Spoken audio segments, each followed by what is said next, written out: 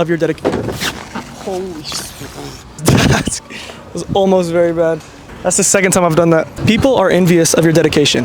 And not only are they envious of your dedication, they're just envious of dedication in general. And I can speak from experience because I'm envious whenever I see other people waking up early in the morning, going on a run, getting in shape, making smart financial decisions, chasing their dreams and doing things that I wish I was doing in that exact same moment, because it's natural. You want to naturally be the best version of yourself that you can be. All you have to do is do it. And whenever you're not making the decision to be better, you're choosing to be worse. So, and what I mean by that is if you're not choosing to change, then you're choosing to stay the same.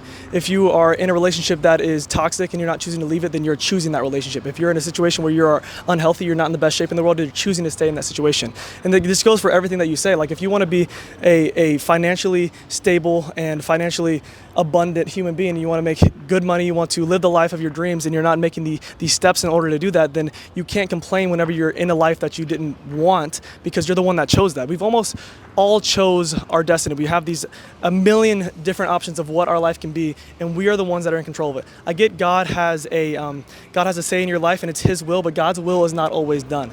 And I say that from a standpoint of it's also always done. And I know that doesn't make sense. It seems contradictory, but in reality, God isn't bound by the understanding of our own minds. And it doesn't make sense for for us to have free will and then also us to do stuff that's outside of His will, because why would He create us to do something that is outside of His will in the first place? But if you envision God or Jesus or whomever, you wouldn't think that they're bound by the same rules that we are as human beings. You wouldn't think that they're bound by gravity. So why would they be bound in the same way of making exact perfect sense that makes sense to us in our head? So we have free will. We are in control of our own destiny, but at the same time, God's will be done, but at the same time, it won't be done. I know that makes sense. It seems super contradictory, which it kind of is, but yes, sir. What's good, brother? Appreciate you, man. But I have no idea who that is, but that's a super nice dude. Might have to grab his name after this. And that's the thing with like doing content.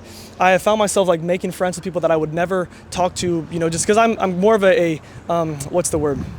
I'm just more of a guy who's to himself. I'm normally not super outgoing unless you get to know me, but now that I've started doing content, it just has forced me to build relationships in ways that I never thought I would have. So gonna go talk to this guy after that. I guess it's kind of my cue to go ahead and end the message here because I was starting to ramble a little bit.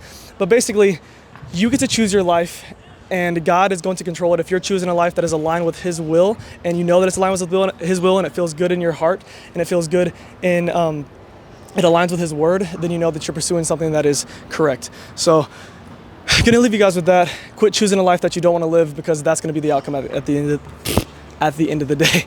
Thank you guys so much for watching. As always, have a blessed one.